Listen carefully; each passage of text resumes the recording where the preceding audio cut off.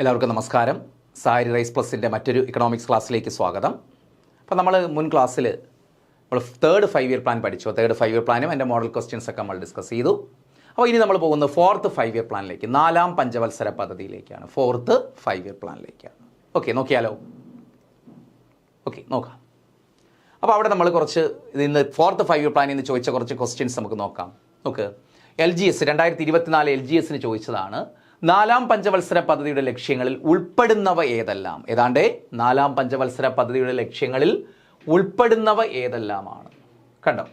സ്ഥിരതയോടുകൂടിയ വളർച്ച, ദാരിദ്ര്യ നിർമ്മാർജ്ജനം, സ്വാശ്രയത്വം, ഭക്ഷ്യ സ്വയം പര്യാപ്ത. 2024 LGS ചോദിച്ച ക്വസ്റ്റ്യൻ ആണ്.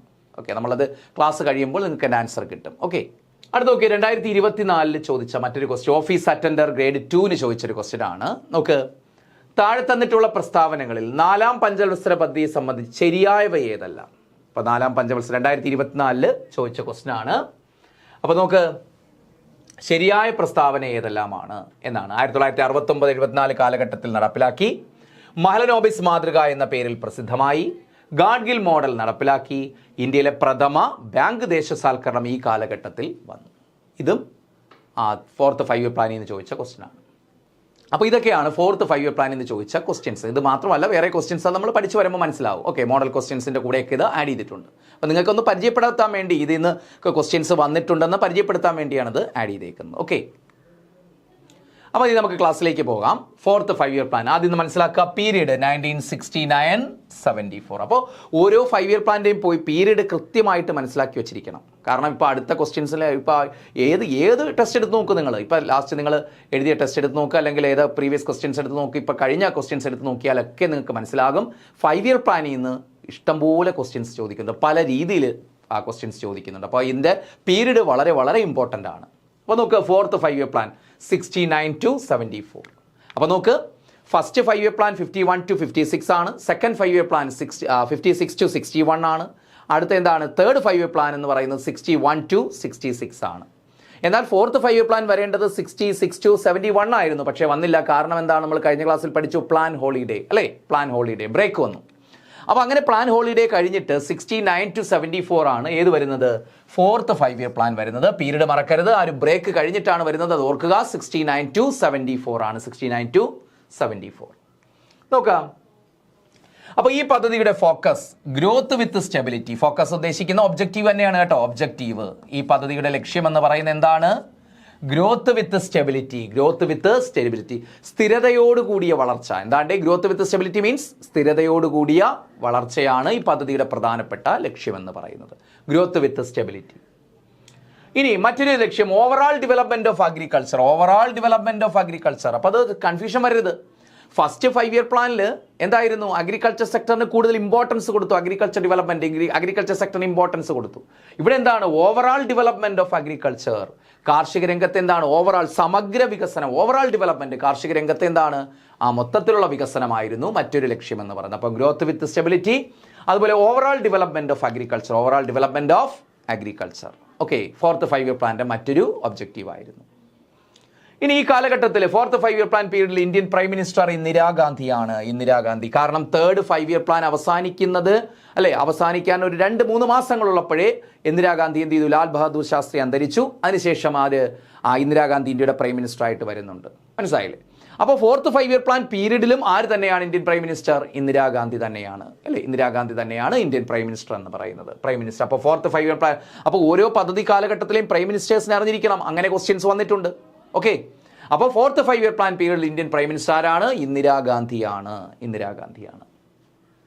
ഇനി ഈ പദ്ധതി മറ്റൊരു പേരിൽ അറിയപ്പെടുന്നുണ്ട്, Ashok Rudra and Alan Manne model. Alan S Manne model എന്നും അറിയപ്പെടും. Alan S Manne model. അപ്പോൾ Ashok Rudra and Alan S Manne model അല്ലേ? അപ്പോൾ ഈ പദ്ധതി എന്ത് മോഡൽ എന്നറിയപ്പെടുന്നു? Ashok Rudra and Alan Manne model influence the technical framework of the fourth 5 year plan. അപ്പോൾ ഇതിനൊരു ടെക്നിക്കൽ സപ്പോർട്ട് നൽകിയത് 2 ഇക്കോണമിസ്റ്റുകൾ. അതായത് ഫോർത്ത് 5 ഇയർ പ്ലാൻ നടപ്പിലാക്കാൻ ഒരു ടെക്നിക്കൽ സപ്പോർട്ട് നൽകിയത് ആരാണ്? Ashok Rudra and Alan S Manne എന്ന് പറയുന്ന ഇക്കോണമിസ്റ്റ് ആണ്. അവർ ഫോം ചെയ്ത ഒരു ഇക്കണോമിക് മോഡലുണ്ട്, ഒരു സാമ്പത്തിക സിദ്ധാന്തമുണ്ട്. അതിൻ്റെ ബേസിസിലാണ് നമ്മൾ എന്ത് ചെയ്ത ഏതിൻ്റെ ഒരു ടെക്നിക്കൽ സ്ട്രക്ചർ തയ്യാറാക്കിയത്. ഏതിൻ്റെയാണ്? ഫോർത്ത് 5 ഇയർ പ്ലാൻ പീരീഡിൽ അല്ലെങ്കിൽ ഫോർത്ത് 5 ഇയർ പ്ലാൻ ഫോമുലേറ്റ് ചെയ്തത് അല്ലെങ്കിൽ സ്ട്രാറ്റജീസ് ഫോം ചെയ്തത് ഏത് അശോക് രുദ്രയുടെയും അലൻ എസ് മന്നയുടെയും ഇക്കണോമിക് മോഡലിൻ്റെ ബേസിസിലാണ്. അപ്പോൾ അതുകൊണ്ട് തന്നെ fourth 5 year plan is also called Ashok Rudra and Alan S Manne model എന്നും അറിയപ്പെടുന്നു. ക്ലിയർ ആണല്ലോ, തിരിഞ്ഞു പോകരുത്. Ashok Rudra and Alan S Manne model. ഇനി this 5 year plan is based on Gadgil formula. അവിടെയും കൺഫ്യൂഷൻ വരരുത്. Gadgil formula or Gadgil strategy എന്നറിയപ്പെടുന്നു. കാരണം ഈ 5 ഇയർ പ്ലാൻ സ്റ്റാർട്ട് ചെയ്യുമ്പോൾ ഇന്ത്യയുടെ ഈ പ്ലാനിംഗ് കമ്മീഷന്റെ വൈസ് ചെയർമാൻ എന്ന് പറയുന്ന ആരായിരുന്നു? ഗാഡ്ഗിലായിരുന്നു, DR ഗാഡ്ഗിലായിരുന്നു. That is why this 5 year plan is based on Gadgil formula. അതുകൊണ്ട് തന്നെ ഈ 5 ഇയർ പ്ലാൻ എന്തെന്നറിയപ്പെടുന്നു? ഗാഡ്ഗിൽ ഫോർമുല എന്ന് അറിയപ്പെടുന്നു, അല്ലെങ്കിൽ ഗാഡ്ഗിൽ സ്ട്രാറ്റജി. അപ്പോൾ അവിടെ സ്വാഭാവികമായിട്ട് നമുക്കൊരു കൺഫ്യൂഷൻ വരും. Third 5 year plan is also called Gadgil Yojana, അല്ലേ? ഇപ്പോൾ നമ്മൾ ഫോർത്ത് 5 ഇയർ പ്ലാൻ പഠിക്കുമ്പോൾ നമ്മൾ പറയുന്നത് എന്താണ്? This 5 year plan is based on Gadgil formula or Gadgil strategy. അപ്പോൾ അവിടെ ഒരു കൺഫ്യൂഷൻ വരരുത്. ആ തേർഡ് 5 ഇയർ പ്ലാനെ ബേസ് ചെയ്തിട്ടുള്ളത് ആരുടെ കുറച്ച് തിയറീസ് ആണ്? ഗാഡ്ഗിൽ മുന്നോട്ട് വെച്ച കുറച്ച് കോൺസെപ്റ്റ്സ് ആണ്, തിയറിയുടെ ബേസിസിലാണ് നമ്മൾ എന്ത് ചെയ്തത്? ഈ തേർഡ് 5 ഇയർ പ്ലാൻ ഫോം ചെയ്തത്. അതുകൊണ്ട് തന്നെ എന്താണ് അതിനെന്തെന്ന് വിളിക്കുന്നു? ഗാഡ്ഗിൽ യോജന എന്ന് വിളിക്കുന്നു, ഗാഡ്ഗിൽ പദ്ധതി. അപ്പോൾ ഓർക്കുക, ഗാഡ്ഗിൽ പദ്ധതി എന്നറിയപ്പെടുന്നത് ഏതാണ്? തേർഡ് 5 ഇയർ പ്ലാൻ ആണ്. എന്നാൽ ഈ 5 ഇയർ പ്ലാൻ ഏതാണ്? Fourth 5 year plan Gadgil formula base ചെയ്തിട്ടുള്ള പദ്ധതിയാണ്. എന്ന് പറഞ്ഞാൽ ഈ 5 ഇയർ പ്ലാൻ തുടക്കത്തിൽ, അപ്പോൾ 67 ഗാഡ്ഗിൽ എന്തായിട്ട് വരുന്നത്? പ്ലാനിംഗ് കമ്മീഷന്റെ വൈസ് ചെയർമാനായിട്ട് വരുന്നത് 67. അപ്പോൾ 67 തൊട്ട് 71 വരെയാണ് അദ്ദേഹത്തിന്റെ പീരീഡ് എന്ന് പറയുന്നത്. വൈസ് ചെയർമാനായിട്ട്, പ്ലാനിംഗ് കമ്മീഷന്റെ വൈസ് ചെയർമാനായിട്ട് ഇരിക്കുന്നത് ഫ്രം 1961 to 71 ആണ് DR ഗാഡ്ഗിൽ എന്താണ് പ്ലാനിംഗ് കമ്മീഷന്റെ വൈസ് ചെയർമാനായിട്ട് ഇരിക്കുന്നത്. ഓക്കെ, അപ്പോൾ ഈ നോക്ക് 69 നമ്മുടെ ഫോർത്ത് 5 ഇയർ പ്ലാൻ സ്റ്റാർട്ട് ചെയ്യുന്നത് 69. അപ്പോൾ ഇദ്ദേഹം എന്താണ് കുറച്ച് ഫോർമുല എന്ന് പറഞ്ഞാൽ ഈ സെൻട്രൽ അസിസ്റ്റൻസ്, ഈ ഗാഡ്ഗിൽ ഫോർമുല കൊണ്ട് ഉദ്ദേശിക്കുന്ന central assistance, central financial assistance ഉണ്ടല്ലോ, അത് സ്റ്റേറ്റ് പ്ലാൻസിന് വീതിച്ചു കൊടുക്കുന്നതിനെ കുറിച്ചുള്ള ഒരു ഫോർമുല അദ്ദേഹം തയ്യാറാക്കി. അതാണ് ഗാഡ്ഗിൽ ഫോർമുല എന്ന് പറയുന്നത്.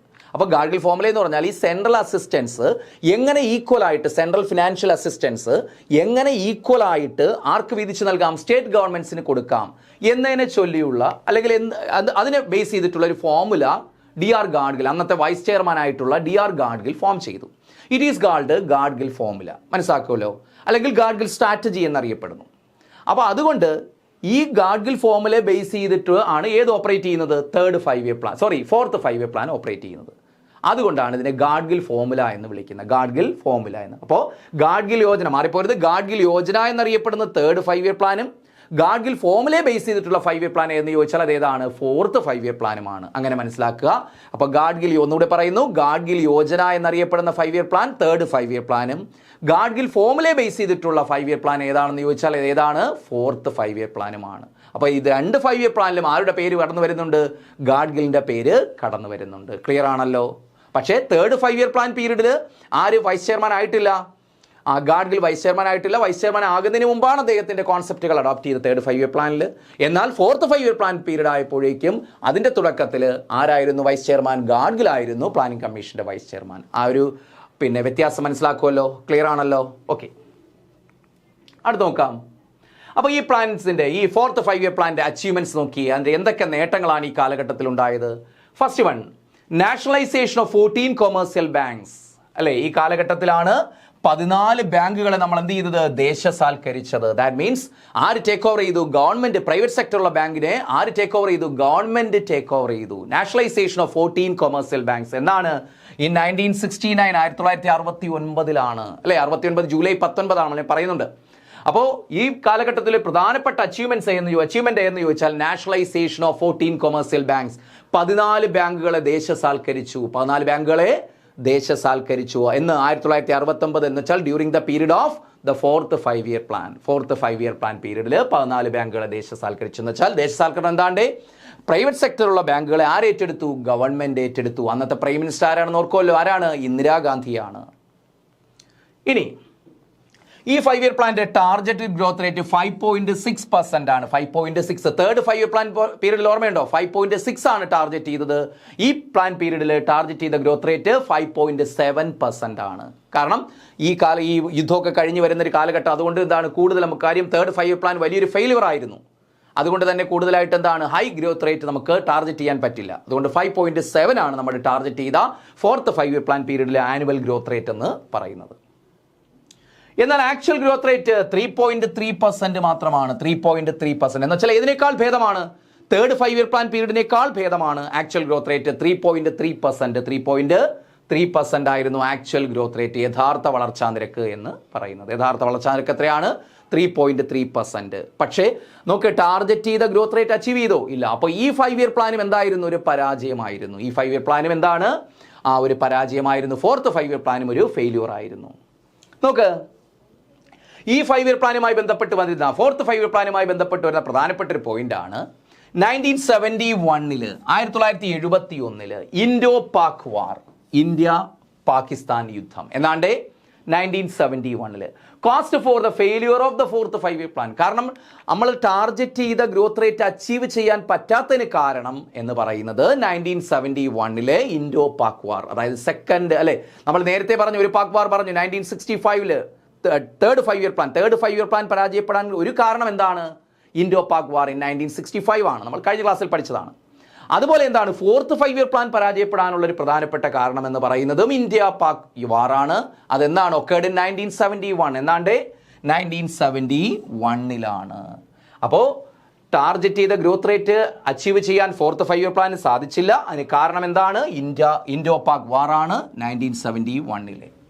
അപ്പോൾ ഈ കാലഘട്ടത്തിലെ പ്രധാനപ്പെട്ട ഇൻസിഡൻസ് ആണ് ഈ പറയുന്നത്. അടുത്ത് നോക്ക്, India's first nuclear test smiling Buddha occurred during the 4th 5 year plan. അപ്പോൾ ഈ 4th 5 ഇയർ പ്ലാനിലെ മറ്റൊരു പ്രധാനപ്പെട്ട വളരെ മോസ്റ്റ് ഇമ്പോർട്ടൻ്റ് ആയിട്ടുള്ള ഒരു ഇൻസിഡൻ്റ് ആണ് ഇന്ത്യസ് ഫസ്റ്റ് ന്യൂക്ലിയർ ടെസ്റ്റ്, ഇന്ത്യയിലെ ആദ്യത്തെ ആണവ പരീക്ഷണം. ഇന്ത്യയുടെ ആദ്യത്തെ ആണവ പരീക്ഷണം, അതിനവർ കൊടുത്ത കോഡ് നെയിമാണ് ഏത്? സ്മൈലിംഗ് ബുദ്ധ. ഏതാണ്ട് സ്മൈലിംഗ് ബുദ്ധ, ബുദ്ധൻ ചിരിക്കുന്നു. സ്മൈലിംഗ് ബുദ്ധ, ബുദ്ധൻ ചിരിക്കുന്നു. അത് ഏത് കാലഘട്ടത്തിലാണ്? 4th 5 ഇയർ പ്ലാൻ പീരീഡിലാണ്, അല്ലെങ്കിൽ ഇന്ദിരാഗാന്ധി പ്രൈം മിനിസ്റ്റർ ആയിട്ടിരിക്കുമ്പോഴാണ്. കൃത്യമായി പറഞ്ഞാൽ 1974 മെയ് 18, 1974 മെയ് 18, 1974 മെയ് 18 എന്ത്? ഇന്ത്യയുടെ ആദ്യത്തെ ആണവ പരീക്ഷണം. അതിന് കൊടുത്ത കോഡ് നെയിം എന്ന് പറയുന്നത് സ്മൈലിംഗ് ബുദ്ധ, അല്ലെങ്കിൽ പൊക്രാൻ ഐ എന്ന് പറയും. കാരണം രാജസ്ഥാനിലെ പൊക്രാനിലാണ് ഈ പരീക്ഷണം നടന്നത്. പൊക്രാൻ ഐ എന്നാണ് അതിന് കൊടുത്തേക്കുന്നത്. മനസ്സിലായല്ലോ? അപ്പോൾ സ്മൈലിംഗ് ബുദ്ധ എന്നറിയപ്പെടുന്നു. ഇതും 4th 5 ഇയർ പ്ലാനിലാണ്. അപ്പോൾ അതെന്നാണ്? 1974 മെയ് 18 മെയ് 18. ക്ലിയർ ആണല്ലോ? ഓക്കെ, ഇനി നോക്ക് മേജർ ആക്ടിവിറ്റീസ്. ഈ കാലഘട്ടത്തിലെ പ്രധാനപ്പെട്ട ആക്ടിവിറ്റീസ് നമ്മൾ കുറച്ച് ഡീപ്പായിട്ട്. അപ്പോൾ നമ്മൾ ഓവറാൾ ഈ പ്ലാനിൻ്റെ പ്രധാനപ്പെട്ട ഫോംസ് നമ്മൾ പറഞ്ഞു. റാങ്ക് ഫയലിലൊക്കെ അതാണ് കൂടുതലും കൊടുത്തിട്ടുള്ളത്. ഇനി നമ്മൾ കുറച്ചുകൂടി ഡീപ്പായിട്ട് പോവുകയാണ്. മേജർ ആക്ടിവിറ്റീസ് നോക്ക്. 1969 ജൂലൈ 6, 1969 ജൂലൈ 6. നോക്ക്, following the resignation of the finance minister Morarji Desai, the prime minister Indira Gandhi also took over the finance portfolio.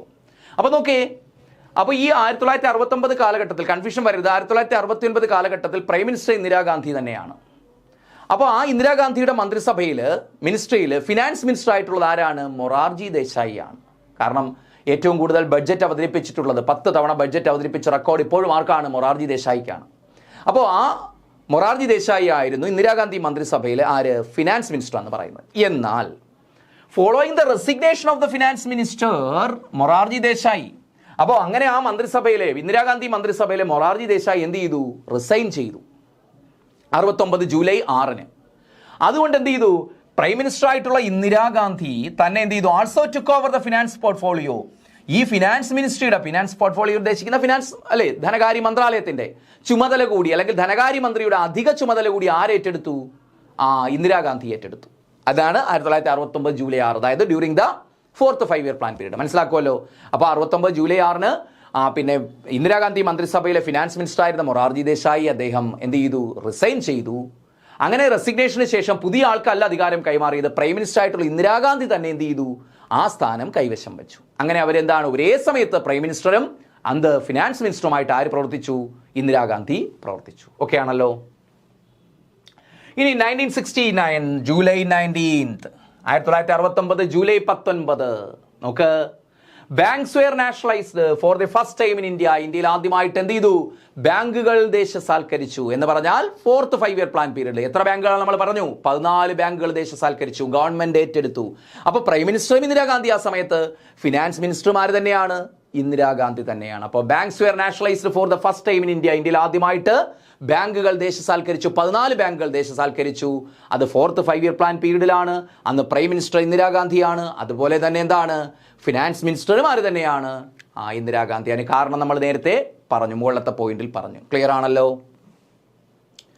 Number of banks nationalised for the first time. ആദ്യമായിട്ട് ദേശസാൽക്കരിച്ച ബാങ്കുകൾ 14. ഇനിയും ദേശസാൽക്കരിച്ചിട്ടുണ്ട്. അടുത്ത 5-year പ്ലാൻസിലൊക്കെ നമ്മൾ പറയും. ഇതിന്റെ കൂട്ടത്തിൽ എല്ലാം കൂടെ കയറുമ്പോൾ നിങ്ങൾക്ക് ചിലപ്പോൾ ബുദ്ധിമുട്ടായിരിക്കും. അതുകൊണ്ട് അതിന്റെ കൂട്ടത്തിൽ ഞാൻ പറയുന്നില്ല. പിന്നീടുള്ള കാരണം അടുത്ത 5-year പ്ലാൻസിലൊക്കെ നമ്മൾ പറയും. അപ്പോൾ ആദ്യമായിട്ട് ദേശസാൽക്കരിച്ച എത്രയാണ്? 14 ബാങ്കുകളാണ് ദേശസാൽക്കരിച്ചത്. ഓക്കെ. അപ്പോൾ ഇനി അവിടെ പ്രധാനപ്പെട്ട ഒരു പോയിന്റ് ഉണ്ട്. Banks with assets over ₹50 crore were nationalised in the first phase. ഒന്നാം ഘട്ടത്തിൽ, ഈ ഫസ്റ്റ് ഫേസിൽ ഒന്നാം ഘട്ടത്തിൽ നമ്മൾ നാഷണലൈസ് ചെയ്ത ബാങ്കുകൾ, അതിൻ്റെ എന്താണ്, അതിൻ്റെ ക്രൈറ്റീരിയ എന്താണ്? ഒരു നാഷണലൈസേഷൻ നടത്തുമ്പോൾ ഒരു ക്രൈറ്റീരിയ കാണുമല്ലോ, ഒരു മാനദണ്ഡം കാണുമല്ലോ. എന്തായിരുന്നു അതിൻ്റെ criteria? Banks with assets over 50 crore, അതായത് 50 കോടിയിൽ കൂടുതൽ അസറ്റ്, ക്യാപിറ്റൽ അസറ്റ്, മൂലധനമുള്ള അല്ലെങ്കിൽ ആസ്തിയുള്ള 50 കോടിയിൽ കൂടുതൽ ആസ്തിയുള്ള ബാങ്കുകളെയാണെന്ന് വെച്ചാൽ ഡെപ്പോസിറ്റ് ആയിട്ട് അക്സെപ്റ്റ് ചെയ്തിട്ടുള്ള 50 കോടിയിൽ കൂടുതൽ അസറ്റ് ഉള്ള ബാങ്കുകളെയാണ് എന്ത് ചെയ്തത്? ഇന്ദിരാഗാന്ധി ദേശസാൽക്കരിച്ചത്. മനസ്സിലായില്ലേ? അപ്പോൾ banks with assets over ₹50 crore, 50 കോടി, 500 അല്ല, 50 കോടിയിൽ കൂടുതൽ അസറ്റ്, ക്യാപിറ്റൽ അസറ്റ്, മൂലധന ആസ്തിയുള്ള ബാങ്കുകളെയാണ് ഒന്നാം ഘട്ടത്തിൽ 69 ജൂലൈ 19 എന്ത് ചെയ്തത്? നാഷണലൈസ് ചെയ്തത്. ക്ലിയർ ആണല്ലോ? അപ്പോൾ ആ ഒരു പോയിന്റ് ഓർത്തിരിക്കണം. അതിനെ ബേസ് ചെയ്ത് സ്റ്റേറ്റ്മെന്റ് ക്വസ്റ്റ്യൻസ് മുമ്പ് വന്നിട്ടുണ്ട്. ഇനി The Prime Minister when the first bank nationalization took place in India. നമ്മളിപ്പോൾ ഇതിന്റെ കൂട്ടത്തിൽ പറഞ്ഞതേ ഉള്ളൂ. The Prime Minister when the first bank nationalization took place in India. ഇന്ത്യയിൽ ബാങ്ക് ദേശസാൽക്കരണം ആദ്യമായിട്ട് നടക്കുന്ന സമയത്ത് ഇന്ത്യൻ പ്രൈം മിനിസ്റ്റർ മറ്റാരുമല്ല, ആരാണ്ടേ? ഇന്ദിരാഗാന്ധി. ഫിനാൻസ് മിനിസ്റ്റർമാർ തന്നെയാണ് ഇന്ദിരാഗാന്ധി തന്നെയാണ്. ഇനി നോക്കുക, അടുത്തിടെ നോക്കുക, 1969 ഓഗസ്റ്റ് 15 നമ്മുടെ സ്വാതന്ത്ര്യ ദിനത്തിന്റെ അന്ന് 1969 ഓഗസ്റ്റ് 15 എന്താണ് പ്രത്യേകത? ISRO, നമ്മുടെ ISRO, Indian space research organisation was established. ISRO നിലവിൽ വന്നിരുന്നത്, ISRO സ്ഥാപിതമാകുന്നത് 1969 August 15 that means during the 4th 5-year plan period, 4ാം പഞ്ചവത്സര പദ്ധതി കാലഘട്ടത്തിലാണ് ഇത് നിലവിൽ വരുന്നത്. ഇസ്രോ വരുന്നത് 4ാം പഞ്ചവത്സര പദ്ധതിക്കാലത്ത്, കൃത്യമായി പറഞ്ഞാൽ 69 ഓഗസ്റ്റ് 15. അടുത്ത് നോക്ക്, The founder and the first chairman of ISRO. ISROയുടെ ഫൗണ്ടർ, സ്ഥാപകൻ, അതുപോലെ ISROയുടെ ആദ്യത്തെ ചെയർമാൻ ആരാണ്ടേ? മറ്റാരുമല്ല, വിക്രം സാരാഭായി ആണ്. വിക്രം സാരാഭായി ആണ് founder and the first chairman of ISRO. ഇസ്രോയുടെ ആദ്യത്തെ ഫൗണ്ടർ ആൻഡ് സ്ഥാപകനും അതുപോലെ ആദ്യത്തെ ചെയർമാനും ആരായിരുന്നു? വിക്രം സാരാഭായി ആയിരുന്നു. ഓർക്കുക, സ്റ്റേറ്റ്മെന്റ് ക്വസ്റ്റ്യനിലൊക്കെ വരും. ഇനി current chairman of ISRO, current അഫയേഴ്സിൽ ചോദിക്കും. കറണ്ട് ചെയർമാൻ ഓഫ് ISRO ആരാണ്? ഡോക്ടർ വി നാരായണനാണ്. ഡോക്ടർ വി നാരായണനാണ് അല്ലേ?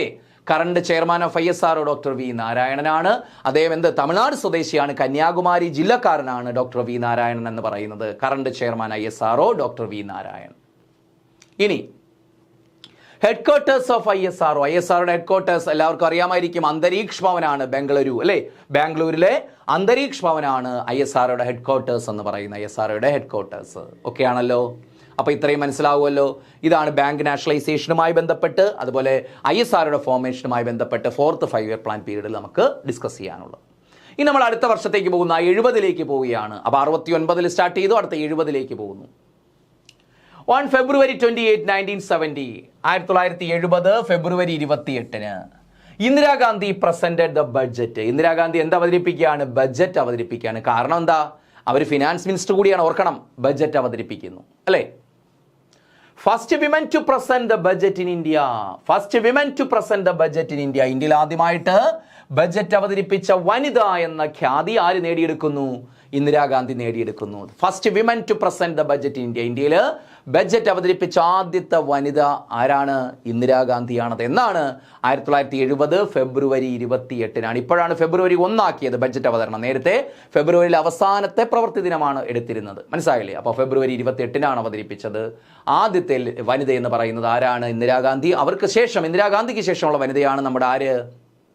നമ്മുടെ നിർമ്മല സീതാരാമൻ എന്ന് പറയുന്നത്. ഓക്കെ. ഇനി Indira Gandhi continued as finance minister until June 27, 1970. അവര് ഏത് വർഷം 1970 ജൂൺ 27 വരെ ഫിനാൻസ് മിനിസ്റ്റർ ആയിട്ട് തുടർന്നു. അതിന് കാരണം എന്താണ്? ഈ ബാങ്ക് ദേശസാൽക്കരണമൊക്കെ നടക്കുന്നുണ്ട്, അതിന് ഫിനാൻസ് മിനിസ്റ്റർക്ക് വലിയ റോളുണ്ട്. അതുകൊണ്ട് അവർ പുതിയൊരു വ്യക്തിയെ ഏൽപ്പിച്ചില്ല. മൊറാർജി ദേശായിക്ക് പോയതിന് ശേഷം വേറൊരു വ്യക്തിയെ അവർ ഏൽപ്പിച്ചില്ല. ആര് തന്നെ? ഇന്ദിരാഗാന്ധി തന്നെയാണത് ഹോൾഡ് ചെയ്തത്. അതുകൊണ്ടാണ് അവർ ഫിനാൻസ് മിനിസ്റ്ററോടാണ്, കാരണം അത്രയ്ക്ക് പ്രധാനപ്പെട്ട ഈവൻസ് ആണ്.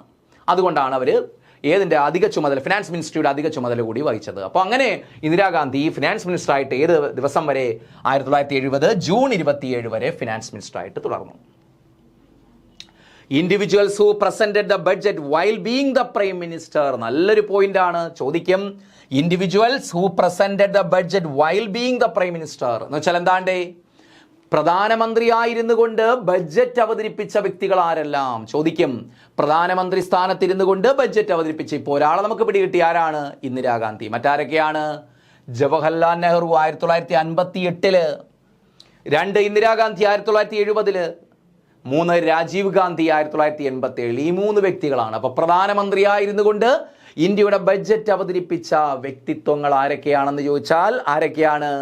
നെഹ്റു 1958, ഇന്ദിരാഗാന്ധി 1970, രാജീവ് ഗാന്ധി 1987. 3 വ്യക്തികളാണ്. കൃത്യമായിട്ട് പഠിക്കണം, വർഷം സഹിതം പഠിക്കണം. ഓക്കെ ആണല്ലോ? ക്വസ്റ്റ്യൻ ക്ലിയർ ആണല്ലോ? Question okay. വ്യക്തികൾ Nehru, Indira Gandhi, Rajeev Gandhi. In 1970, the White Revolution started in India. ദാ വരുന്നു വൈറ്റ് റവല്യൂഷൻ. അപ്പോൾ ഇതേ പിക്ചർ നമ്മൾ 3rd 5-year പ്ലാനിലും കണ്ടു ഇദ്ദേഹത്തിന്റെ. ആരാണത്? ഡോക്ടർ വർഗീസ് കുര്യൻ. അദ്ദേഹത്തിന്റെ വിശേഷണം ഇവിടെയും ഉണ്ട്, നോക്കാം നമുക്ക്. 1970 വൈറ്റ് റവല്യൂഷൻ, ധവള വിപ്ലവം ആരംഭിക്കുന്നു. ധവള വിപ്ലവം അല്ലേ? പാൽ വിപ്ലവം, ധവള വിപ്ലവം ആരംഭിക്കുന്നു. കാരണം national dairy development board 1965 3rd 5-year plan പീരീഡിൽ വന്നു. അത് വന്നതിന് ശേഷം ഇന്ത്യയിൽ പാൽ ഉൽപ്പന്നത്തിൽ ഗണ്യമായ പുരോഗതിയാണ് ഉണ്ടായത്. വലിയ ഇമ്പോർട്ടൻസ് ആണ് ഗവൺമെന്റ് എന്തിനു കൊടുത്തത്? പാൽ ഉൽപാദനത്തിന്, ക്ഷീര കർഷകർക്ക് കൊടുത്തത്. അപ്പോൾ ഇതിൻ്റെയൊക്കെ ഫലമായിട്ട് നമ്മുടെ പാൽ ഉൽപാദനം, അതായത് വർഗീസ് കുര്യൻ്റെയൊക്കെ ആശയങ്ങളുടെയൊക്കെ പിന്തുണയോടുകൂടി നമുക്ക് വലിയ തോതിൽ പാലിൻ്റെ ഉൽപാദനം വർദ്ധിച്ചു. It is called white revolution. ഇങ്ങനെ പാൽ ഉൽപാദന രംഗത്തുണ്ടായ വിപ്ലവകരമായ മാറ്റത്തെ പറയുന്ന പേരാണ് വൈറ്റ് റവല്യൂഷൻ, ധവള വിപ്ലവം എന്ന് പറയും. അതെന്നായിരുന്നു? 1970 1970 1970 ഇന്ത്യയിൽ ആരംഭിച്ചത് 1970 വൈറ്റ് റവല്യൂഷൻ. ഇതും നാഷണൽ ഡയറി ഡെവലപ്മെന്റ് ബോർഡും തമ്മിൽ മാറിപ്പോരുത്. White revolution. ഇനി നോക്ക്, other names of white revolution. Operation flood എന്നറിയപ്പെടുന്നു. ഓപ്പറേഷൻ ഫ്ലഡ് എന്നും ഇതിനെ അറിയപ്പെടുന്നുണ്ട്. ക്ഷീരവിപ്ലവം, ഡയറി റവല്യൂഷൻ, ക്ഷീരവിപ്ലവം എന്നറിയപ്പെടുന്നു. പാൽ വിപ്ലവം, മിൽക്ക് റവല്യൂഷൻ എന്നറിയപ്പെടുന്നു അല്ലേ? അപ്പോൾ ഇങ്ങനെ പല പേരുകളിൽ എന്തൊക്കെയാണ്? ഓപ്പറേഷൻ ഫ്ലഡ്, ക്ഷീരവിപ്ലവം, പാൽ വിപ്ലവം എന്നൊക്കെ അറിയപ്പെടുന്ന ഏതാണ്? White revolution. വർഷം, അത് ആരംഭിച്ച വർഷം എന്നാണ്? 1970. ഇനി the person who lead the white revolution, ഈ നമ്മുടെ ഇന്ത്യയെ വൈറ്റ് റവല്യൂഷനിലേക്ക് നയിച്ച വ്യക്തി ആര്? ചോദിക്കും. ആരാണ്? മറ്റാരുമല്ല, ഡോക്ടർ വർഗീസ് കുര്യൻ. മലയാളിയായിട്ടുള്ള ഡോക്ടർ വർഗീസ് കുര്യനാണ് ഇന്ത്യയെ എന്തിലേക്ക് നയിച്ചത്?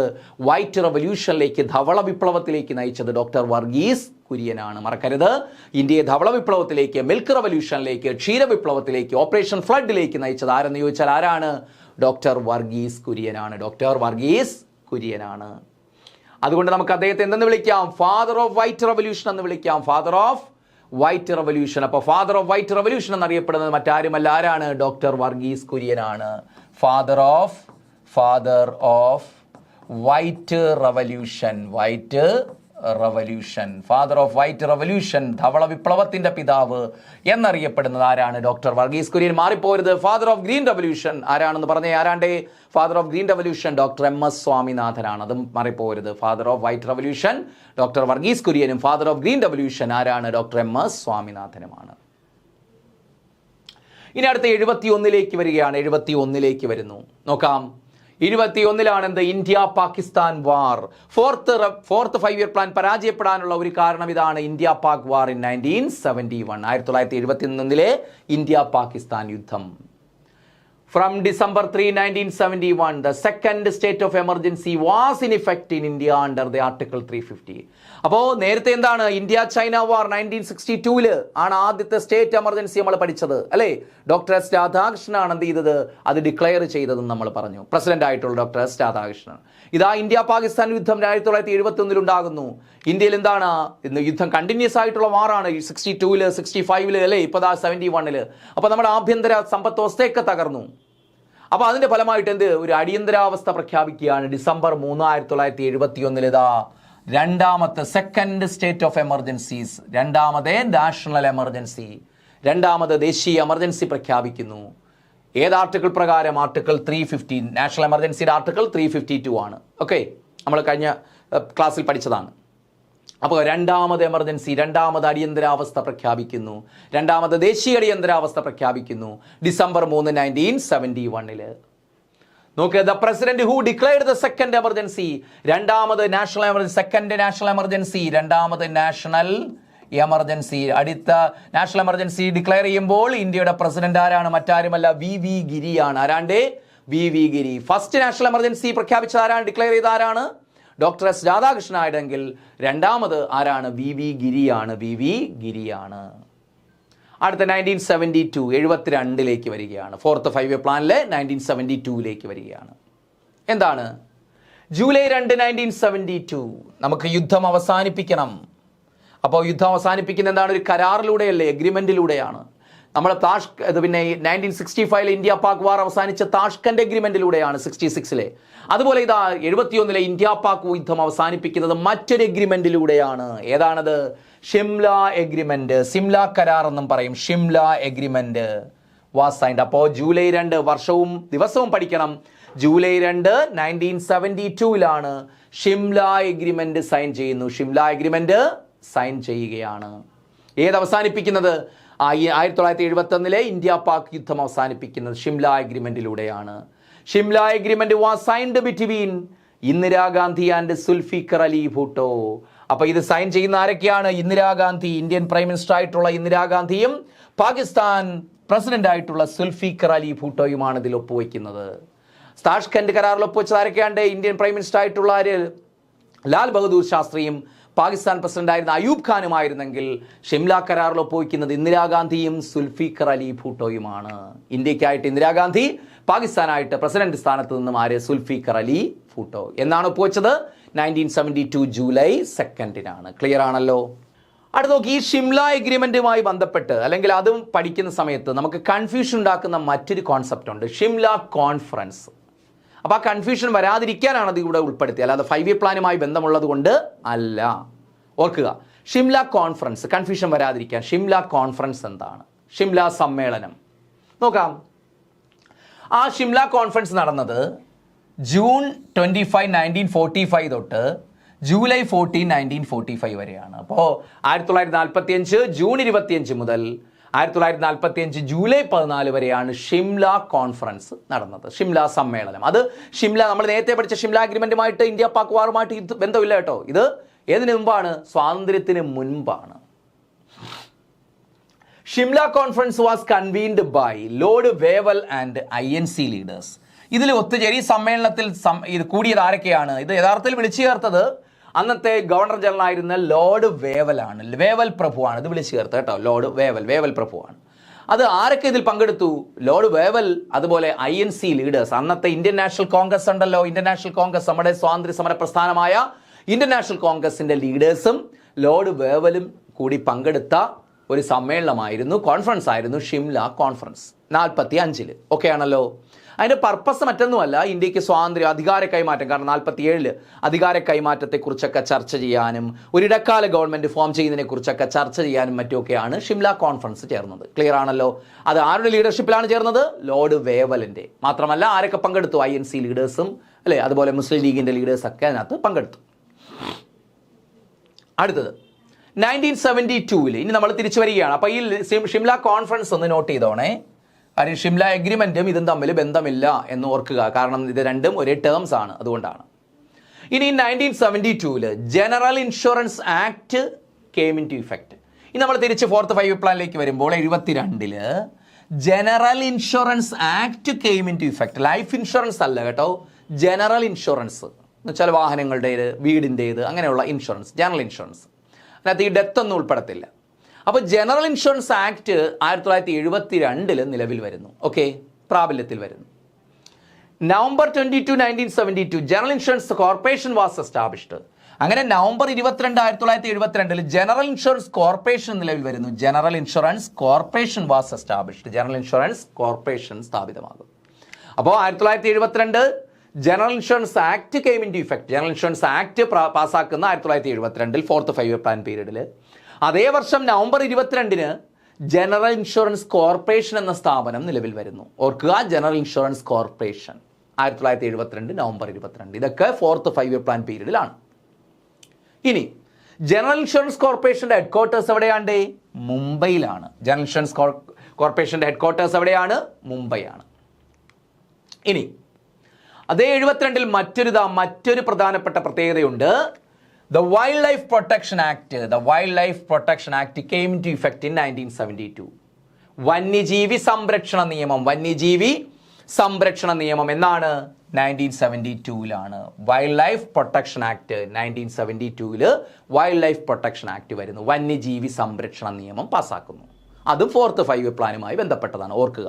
ഓക്കെ, ഇനി വൈൽഡ് ലൈഫ് പ്രൊട്ടക്ഷൻ അമെൻമെന്റ് ബിൽ വാസ് ഇൻട്രൊഡ്യൂസ്ഡ്. എന്നാൽ ഈ 72 വന്യജീവി സംരക്ഷണ നിയമം ഈ നമ്മുടെ നരേന്ദ്രമോദി ഗവൺമെന്റ് വന്നതിന് ശേഷം അതിനെ അമെൻഡ് ചെയ്തു. അമെൻഡ് ചെയ്യാന്ന് വെച്ചാൽ എന്താണ്? ഭേദഗതി വരുത്തി, അതിനകത്ത് മാറ്റം വരുത്തി. അതെന്താണ്? അങ്ങനെ ആ വൈൽഡ് ലൈഫ് പ്രൊട്ടക്ഷൻ അമെൻമെന്റ് ബിൽ അവതരിപ്പിച്ച, കാരണം ഒരു നിയമം വരുന്നതിന് മുമ്പ് ബില്ലായിട്ടാണല്ലോ അവതരിപ്പിക്കുന്നത്. നിങ്ങൾ പൊളിറ്റിക്സിൽ പഠിക്കുമല്ലോ, അത് ബില്ലായിട്ടാണ് വരുന്നത്. അപ്പോൾ ഈ വൈൽഡ് ലൈഫ് പ്രൊട്ടക്ഷൻ അമെൻമെന്റ് ബില്ല് അവതരിപ്പിച്ച ലോക്സഭയിൽ അവതരിപ്പിച്ചത് എന്നാണ് ഡിസംബർ 17, 2021. അപ്പോൾ ഈ original wild life protection act ഉണ്ടോ, ആദ്യത്തെ original wild life protection act, അത് 72. എന്നാൽ അത് പിന്നീട് അമെൻഡ് ചെയ്യപ്പെടുന്നു, 21 ഭേദഗതി വരുത്തുന്നു. അതിങ്ങനെ ഭേദഗതി വരുത്താനായിട്ട് ആദ്യം ലോക്സഭയിൽ അവതരിപ്പിച്ചു.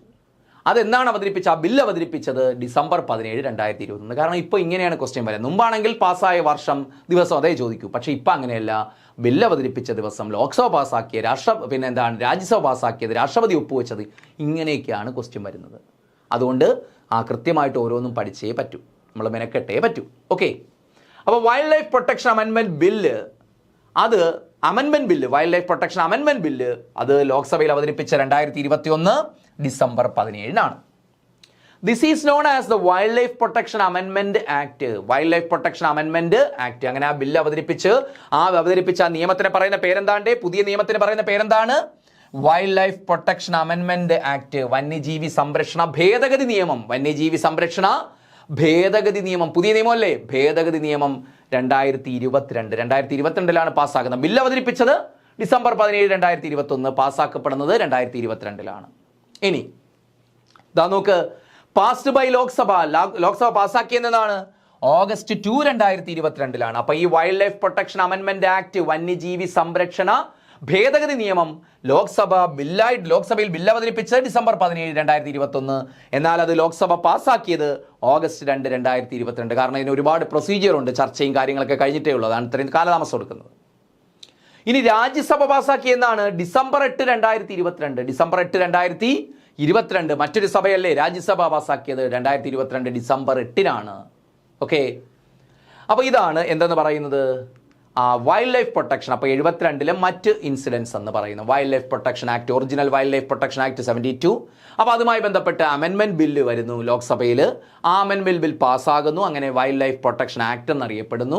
ലോക്സഭ പാസ്സാക്കിയ ഓഗസ്റ്റ് 2, 2022. രാജ്യസഭ 2022 ഡിസംബർ 8 പാസ്സാക്കുന്നത്. ഓക്കെ, അങ്ങനെയാണ് നിയമമാകുന്നത്. അടുത്തത് 1973. നോക്ക്, on January 1, 1973 general insurance was nationalised. അപ്പോൾ 72 ജനറൽ ഇൻഷുറൻസ് ആക്ട് വരുന്നത് അല്ലേ? ആ ജനറൽ ഇൻഷുറൻസ് ആക്ട് എന്ത് ചെയ്തു? ആ ജനറൽ ഇൻഷുറൻസിനെ നാഷണലൈസ് ചെയ്തു. എന്ന് വെച്ചാൽ അതിനെ സർക്കാർ ഏറ്റെടുത്തു, സർക്കാരിൻ്റെ കീഴിൽ കൊണ്ടുവന്നു. അതെന്നാണ്? On January 1, 1973. അപ്പോൾ 72 അവിടെ കൊടുത്തിട്ടുണ്ട്.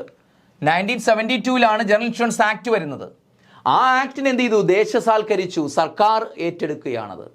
ആക്ട് പ്രകാരം ജനറൽ ഇൻഷുറൻസ് കോർപ്പറേഷനെ ജനറൽ ഇൻഷുറൻസിനെ സർക്കാർ ദേശസാൽക്കരിച്ചു. അതെന്നാണെന്ന് ചോദിക്കും.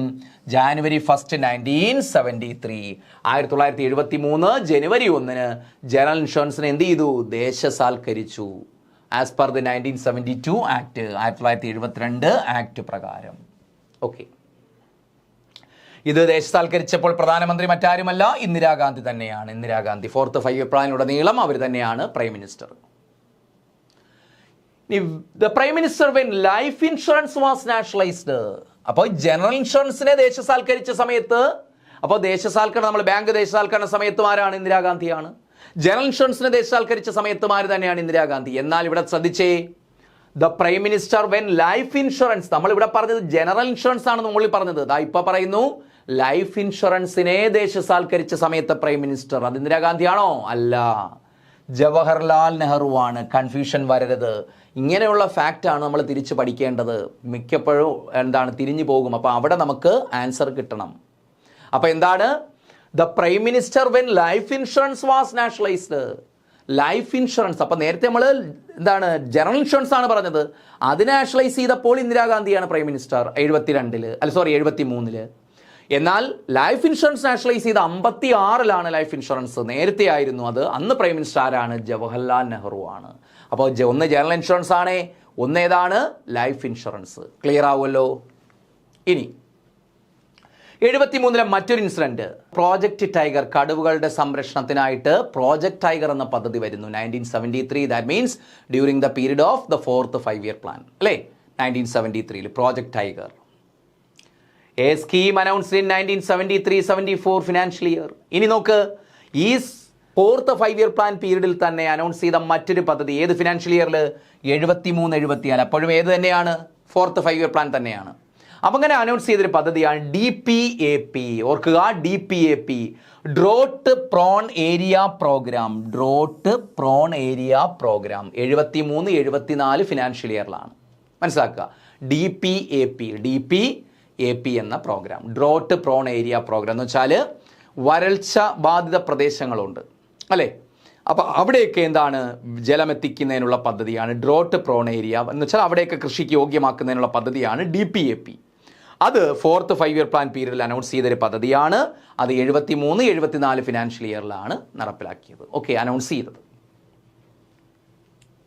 ഇനി നമ്മൾ അവസാന വർഷത്തേക്ക് വരികയാണ്. 69-74 ആണല്ലോ 4th 5-year പ്ലാൻ പീരീഡ്. അപ്പോൾ ഓരോ വർഷത്തെയും പ്രധാനപ്പെട്ട ഈവൻസ് നമ്മൾ പറഞ്ഞു. ഇനി നമ്മൾ 74ലേക്ക് അവസാന വർഷത്തേക്ക് വരികയാണ്.